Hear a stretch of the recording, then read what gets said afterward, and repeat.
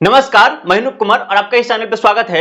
आज हम लोग ऑफिशियली जो एनटीए ने डेट दिया है कि आंसर की कब आएगा और रिजल्ट कब आ सकता है उसके बारे में हम लोग बात करेंगे। एनटीए ने पब्लिश किया था 26 दिसंबर 2023 को अपना इंफॉर्मेशन बुलेटिन। तो इस इंफॉर्मेशन बुलेटिन में जो पेज नंबर 5 है, उस पेज नंबर 5 को आप पढ़ेंगे। जब आपने बहुत सारा नोटिफिकेशन देखा है तो एनटीए के साइट को लॉगिन करना है। लॉगिन करने के बाद सबसे नीचे जाना है इस डेट को और इसका इंफॉर्मेशन बुलेटिन आपको डाउनलोड करना है। जब उसमें आप देखेंगे बहुत सारी चीजें लिखी हुई है, तो उसमें आप पाएंगे जो पेज नंबर 5 है उसमें एक साइड में वो इवेंट्स दिए हैं और उसके डेट्स दिए हैं। तो इवेंट्स में उन्होंने बताया है कि जो आंसर की है, आंसर की चैलेंज आप कर सकते हैं 4 अप्रैल 2024 को। तो अभी मार्च में आपका एग्जाम खत्म हो रहा है 28 को, तो मार्च में आपका एग्जाम खत्म हो रहा है। पॉलिटिकल साइंस का तो 20 मार्च को हो गया है। यहां फाइनली हर किसी का सीयूटी पीजी जो है हर किसी का एग्जाम खत्म हो जा रहा है। अब देखिए उसके बाद चौथा महीना आ जाएगा और 4 तारीख को ही ये कह रहे हैं कि आप आंसर की नहीं दे रहे हैं, वो आप चैलेंज कर सकते हैं। इसका क्या मतलब हुआ? इसका मतलब हुआ इससे पहले वो आंसर की देंगे, है कि नहीं। देखिए पिछले साल जो 2 बीता है, क्योंकि जो सीयूटी पीजी है, ये जो सीयूटी का जो सिस्टम आया है वो 2022 से आया है। तो 22, 23 और 24 ये तीसरा साल है। पीछे का जो 2 साल है कोविड की वजह से बहुत प्रॉब्लम हो गया था, सेशन पीछे हो गए थे, तो टाइम से कुछ भी नहीं चल रहा था, लेट हो रहा था। लेकिन इस साल हम क्या देख पा रहे हैं कि एनटीए जो कह रहा है उसी के हिसाब से चीजें आगे बढ़ा रहा है। उसने कब्बे का बोल दिया था कि हम जो एग्जाम लेंगे वो 11 से लेकर 28 मार्च के बीच में लेंगे। उन्होंने जो बुलेटिन जारी किया, इंफॉर्मेशन बुलेटिन, उसी के अकॉर्डिंग वो सब चीज जारी कर रहे हैं। यहां तक उन्होंने कहा था कि हम 7 मार्च को एडमिट कार्ड जारी करेंगे, तो उन्होंने एडमिट कार्ड जारी भी किया।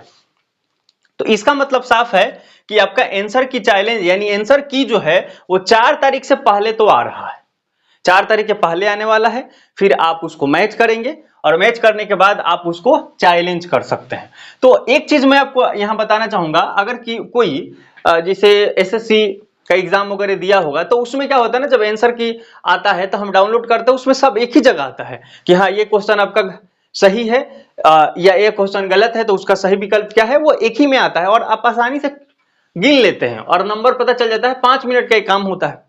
लेकिन जो एनटीए आपको आंसर की देगा उसमें क्या करेंगे कि आपने जो चीज सॉल्व किया है वो पूरा पीडीएफ आपका आ जाएगा और किसका आपने कौन सा क्वेश्चन सॉल्व किया है, कौन सा टिक किया है, वो आपको पूरा आ जाएगा। और वो फाइनली आंसर की इधर देंगे अलग से, है ना। अब ऑफलाइन होता तो ऐसे से करके मैच करा लेते, लेकिन एक एक फोन में आप ये भी डाउनलोड कीजिएगा और ये भी डाउनलोड कीजिएगा। अब मैच करना बड़ा मुश्किल हो जाता है, तो 2 फोन से करेंगे तो जल्दी हो जाएगा, एक फोन से करेंगे थोड़ा मुश्किल होगा। तो आप 2 फोन से करिएगा और ये आप एक नंबर आप देखेंगे इसका कोड दिया रहता है ना, अंकों में रहता है इस तरह से, तो कोड दिया रहेगा। अब कोड, इस कोड को देखिए कि एक नंबर का ये है और उसमें जो ऑप्शन है उसका भी कोड रहेगा, तो इस कोड से हम मैच करते हैं, वो आएगा ना, आप देखिएगा तो ऑटोमेटिक आपको पता चल जाएगा, बहुत मुश्किल नहीं है वो, बस 2 को रहेगा, ये आपको मैंने बता दिया। तो कोड मैच करेंगे और पता चल जाएगा कि हाँ आपने एक नंबर का आंसर उसका जो सही है, अगर कोड मैच कर रहा है तो ये सही हो गया और आपको इसका 4 मार्क्स मिल जाएंगे। तो अगर आप आंसर की जब देखेंगे, डाउनलोड करेंगे, उसमें जब चेक करेंगे तो आपको पता चल जाएगा कि आपका कितना सही है और कितना गलत है। उसमें से कुछ क्वेश्चन हो सकता है एनटीए ने क्वेश्चन को सेट करने में ही, ऑप्शन सेट करने में ही कुछ गलती कर दिया होगा, तो वैसे क्वेश्चन को हटाया जाता है, मतलब वो निरस्त कर दिया जाता है। तो उसको आपको उसके लिए घबराना नहीं है, 4-4 नंबर आपको मिलते जाएगा। पिछले साल यानी 2023 में जब मैंने एग्जाम दिया था तो इस समय जो शुरू के 25 क्वेश्चन थे उसमें उन्होंने 3 क्वेश्चन गलत दे दिया था, तो हर किसी को 12 नंबर जो है 12 मार्क्स हर किसी में जुड़ गया, है ना, ऐड कर दिया एनटीए ने। तो ये चीजें हुई, ठीक है। तो जो क्वेश्चन एनटीए की तरफ से गलती होगा, आप सही उसमें टिक किए हैं, नहीं किए हैं, आपने उसको छुआ है, नहीं छुआ है, कुछ भी किए, सही किए, गलत किए, कुछ भी किए हैं, नहीं किए, कुछ भी देख के छोड़ दिए, या आप देखे ही नहीं, मान लीजिए आप लास्ट तक पहुंच ही नहीं पाए, 80वां क्वेश्चन एनटीए जब देख पा रहा है कि हाँ ये तो गलत हो गया था, ऑप्शन सेट गलत हो गया था, या उसमें कैपिटलिज्म की जगह पर इंपीरियलिज्म लिखा गया था, होता है ना ऐसे वर्ड मिस्टेक हो जाते हैं जिससे सारा चीजें बदल जाता है। तो वैसे क्वेश्चन को जब वो निरस्त करेंगे तो आपका 4 मार्क्स इस हिसाब से ऐड होते जाएगा। पिछले साल 3 क्वेश्चन उन्होंने निरस्त किया था। तो कुल मिला के जब चीजें होगा ना, जब चैलेंज किया जाएगा और चैलेंज करने के बाद जो फाइनली जो आपका आंसर जो रिजल्ट आएगा, तो रिजल्ट क्या है कि आपका एक स्कोर कार्ड जनरेट होगा। ये स्कोर कार्ड क्या है? मार्कशीट है ना, जैसे आपका 10वीं 12वीं का जो मार्कशीट आता है ना, उस तरह से इसमें लिखा रहेगा कि आपका कितना नंबर आया है, आपका पूरा डिटेल रहेगा उसमें, एक मार्कशीट है, उसको स्कोर कार्ड बोलते हैं, है ना। मेरा वाला देख लीजिए, पिछले साल वाला है ये, तो स्कोर कार्ड, और उसमें आपका पूरा डिटेल रहेगा कि हाँ आपने इतना क्वेश्चन आपको मिला है, इतना नंबर, आपको क्वेश्चन नहीं, आपको इतना नंबर मिला है ना, सॉरी। तो ये नंबर आपको पता चल जाएगा कि हाँ आपको इतना नंबर मिल गया, और उसी नंबर से आपको आगे काम करना है। तो बात आती है कि आंसर की कब आ जाएगा, तो 4 से पहले आ जाएगा, चैलेंज करना है। और एक और बात मैं बता दूं आपको, 200 रुपया पर क्वेश्चन है, पर क्वेश्चन। एनटीए क्या है कि एकदम सोच लिया है कि पूरा पैसा बिटोर ही लेना है ना। एक क्वेश्चन अगर आपको लगता है कि ये क्वेश्चन तो हमने सही करके आया है लेकिन एनटीए गलत है, उसने इसको नहीं ये मान रहा है, ये नहीं सी मान रहा, अगर इस तरह से आपको लग रहा और आप एकदम कंफर्म है कि नहीं इसका आंसर तो ए होगा, एनटीए कह रहा है कि सी होगा, तो उस केस में आप क्या करेंगे? आंसर की चैलेंज करेंगे, यानी उस क्वेश्चन को चैलेंज करेंगे। तो एक क्वेश्चन अगर चैलेंज कीजिएगा तो आपको 200 रुपया देना होगा, है कि नहीं। तो देखते हैं, मैं तो एक भी क्वेश्चन चैलेंज नहीं किया था, क्योंकि 5-7 अगर सोच लिए, क्योंकि होता है ना कि जितना क्वेश्चन गलत होता है तो लगता है कि नहीं ये तो ये होना चाहिए, होना चाहिए। डायरेक्ट फैक्ट्स मिल गया, फैक्चुअल क्वेश्चन है तब तो कोई प्रॉब्लम नहीं है, बाकी कंसेप्चुअल है तो लगता है नहीं यही सही होना चाहिए, एनटीए गलत है। तो आप देख लीजिएगा पहले कि कोई आपसे जो जानकार होगा उससे देखवा लीजिएगा, और लगेगा कि नहीं इसको चैलेंज करना चाहिए तो ऑब्वियसली आप चैलेंज करिएगा, चैलेंज कर सकते हैं। मैं नहीं किया था, वो मेरी अपनी बात है ना, मैं ऐसे भी ईडब्ल्यूएस से आता हूं। तो चलिए अब रिजल्ट की बात करते हैं। तो रिजल्ट के बारे में उन्होंने क्या लिखा है? Result on NTA website will be announced later on website, उन्होंने ये बात लिखा है।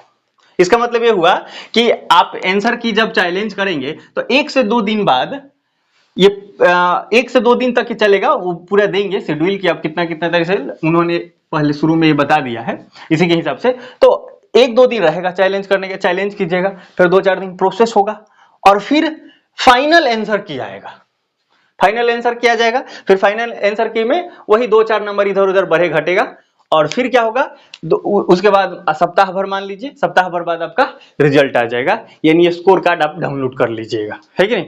और जैसे स्कोर कार्ड डाउनलोड कीजिएगा, सारा यूनिवर्सिटी जो है वो काउंसलिंग पोर्टल अपना ऑन करेगी, है ना। पिछले बार ये बात उठा था कि ज्वाइंट काउंसलिंग कराने के लिए, ज्वाइंट काउंसलिंग क्या है? जैसे कि जो जी का होता है, आईआईटी जी या नीट का जो होता है, बच्चा एक जगह एग्जाम देता है, एनटीए लिया, और बच्चा एक जगह एग्जाम दिया, और जितना नंबर आता है स्कोर कार्ड के हिसाब से एक जगह वो अप्लाई करता है, काउंसलिंग करता है, क्योंकि ज्वाइंट प्रोसेस है, और सारे कॉलेज उसी से लिस्ट ऐड है उसी हिसाब से, और हर बच्चा का पता चल जाता है, उसका वहां, और फाइनली ये हो जाता है। थोड़ा सा हलचल मचल होता है और कहीं ना कहीं एडमिशन हो जाता है, आपका शॉर्ट लिस्टेड हो जाता है। उसमें फायदा क्या रहता है कि बच्चा को एक जगह पेमेंट देना रहता है। अभी जो सीयूटी है इसमें ज्वाइंट काउंसलिंग नहीं है, पार्टिकुलर काउंसलिंग है कि बीएचयू का अलग करिए, ड्यू का अलग करिए, है ना, सेंट्रल यूनिवर्सिटी राजस्थान का अलग कीजिए, सेंट्रल यूनिवर्सिटी साउथ बिहार का अलग कीजिए, सबका अलग अलग कीजिएगा, और अलग अलग कीजिएगा तो अलग अलग पैसा दीजिएगा। बीएचयू कहता है कि आप रेगुलर से कर रहे हैं तो 300 दीजिए, और डिस्टेंस उसको पेड सीट बोलते हैं, तो पेड सीट अगर आप कर रहे हैं तो 700 दीजिए, तो वो अब 1000 लेते हैं, है कि नहीं। ड्यू अपना रखेगा, फिर जेएनयू की बात करें तो 250 वो रख लेंगे। तो इस तरह से हर की यूनिवर्सिटी का लगभग 300 के आसपास रहता है। बहुत सारी यूनिवर्सिटी 500 रखती है, सेंट्रल यूनिवर्सिटी पंजाब हो गया, झारखंड हो गया जो रांची में है, 500 रख देंगे, है ना। तो ऐसे में ये पैसा बहुत दिक्कत होता है बच्चों को। जो हम खुद मैंने 4 यूनिवर्सिटी को अप्लाई किया था, बाद में पता चला कि मेरा दोस्त था, 11,000 रुपये का उसने काउंसलिंग ही कराया था, है ना। तो ऐसे भी हो जाता है, तो ये दिक्कत की बात है कि नहीं। तो इसलिए ज्वाइंट काउंसलिंग तो होना चाहिए। तो जब ये रिजल्ट आ जा रहा है तो हम मेल कर सकते हैं। अगर आपकी इच्छा हो तो आप मेल जरूर कीजिए।